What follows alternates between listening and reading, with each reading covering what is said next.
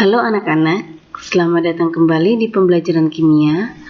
Sekarang kalian sudah kelas 11. Tidak terasa kita sudah melakukan pembelajaran daring selama 1 tahun kemarin. Hari ini kita akan mempelajari topik mengenai dampak pembakaran dari bahan bakar. Nah, selama 1 tahun kemarin, kalian belajar dari rumah atau secara daring karena dunia sedang mengalami pandemi virus COVID-19.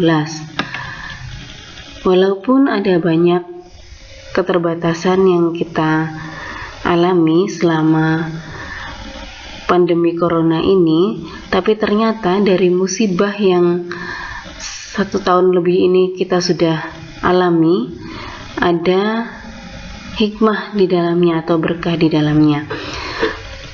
Kalian bisa melihat dari infografis yang sudah Ibu tampilkan.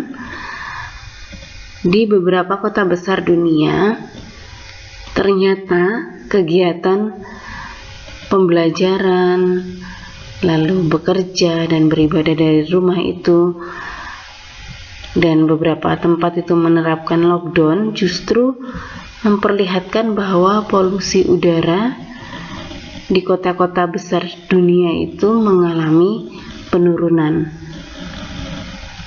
Seperti di kota Madrid, Spanyol, New York, Amerika Serikat, dan juga bahkan Jakarta, Indonesia. Selama kegiatan pembatasan sosial, diketahui bahwa tingkat polusi udara di kota-kota besar itu semakin menurun. Nah, kenapa kok kebijakan belajar dari rumah, bekerja dari rumah, dan juga beribadah dari rumah itu berpengaruh terhadap polusi udara? Dari data yang sudah Ibu tampilkan sebelumnya, sudah terlihat ada penurunan tingkat polusi udara karena ada pengurangan yang signifikan terhadap aktivitas warga di luar rumah, juga termasuk aktivitas di perkantoran dan juga industri. Otomatis terjadi pengurangan penggunaan kendaraan bermotor dan juga aktivitas produksi yang ada di pabrik. Nah, imbasnya emisi gas yang menyebabkan polusi udara itu semakin berkurang. Nah, mengapa? Penggunaan kendaraan bermotor dan proses produksi di industri itu bisa meningkatkan dan juga bisa menurunkan kadar polusi udara di suatu tempat. Nah, kita akan belajar lebih lanjut. Kalian bisa melihat bagan ini adalah bagan destilasi bertingkat dari minyak bumi. Seperti yang kalian tahu, bahan bakar di Indonesia itu sebagian besar didapatkan dari minyak bumi. Ada beberapa yang sering kita pakai itu seperti bensin, lalu minyak tanah, minyak diesel, juga ada solar dan gas. Nah, sebagian besar negara di dunia menggunakan bahan bakar yang berasal dari destilasi minyak bumi tadi.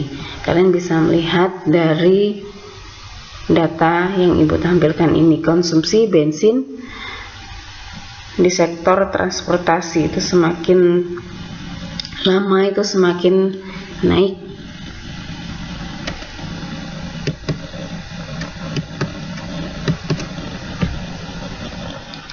Nah, apa dampaknya jika kita menggunakan bahan bakar yang berasal dari minyak bumi? Yang pertama harus kalian ketahui bahwa bahan bakar itu saat dipakai bisa menghasilkan pembakaran yang sempurna dan yang tidak sempurna. Sempurna itu menghasilkan CO2 dan H2O, sedangkan yang tidak sempurna itu menghasilkan karbon, CO, CO2, dan H2O. Nah, bensin yang paling banyak kita pakai untuk kendaraan bermotor itu jika dibakar sempurna akan menghasilkan CO2 dan H2O, Jika tidak sempurna akan menghasilkan gas karbon monoksida atau CO dan juga karbon atau jelaga. Karena itu kalian sering melihat ada kendaraan yang menghasilkan asap knalpot berwarna hitam pekat, itu berarti banyak jelaganya atau karbon di dalamnya.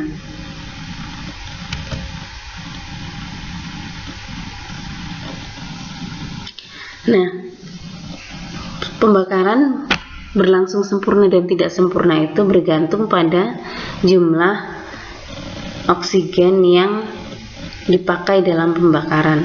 Jika oksigennya terbatas, maka pembakarannya akan semakin tidak sempurna dan makin banyak jelaga yang bisa ditandai dengan asap yang berwarna abu-abu sampai dengan hitam pekat seperti gambar. Nah, bahan bakar minyak itu yang digunakan bisa menimbulkan masalah-masalah bagi lingkungan. Yang pertama itu asap dan juga ozon di beberapa kota besar, dan masalah yang kedua adalah karbon dan juga gas rumah kaca. Senyawa-senyawa yang bisa menghasilkan pencemaran udara dari hasil pembakaran bahan bakar kendaraan bermotor itu ada CO2, CO, lalu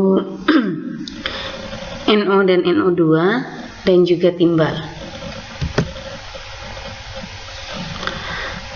Nah, ini beberapa contoh pencemaran akibat pembakaran bahan bakar fosil atau minyak bumi.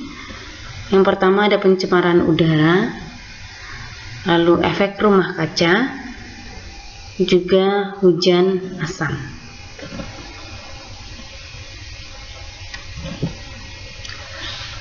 Nah,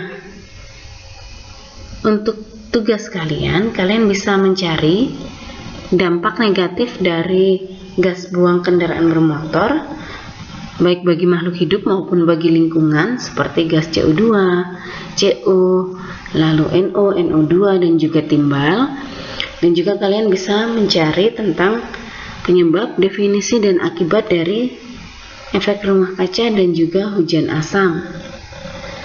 Lalu bagaimana solusi untuk mengurangi dampak negatif pembakaran bahan bakar fosil.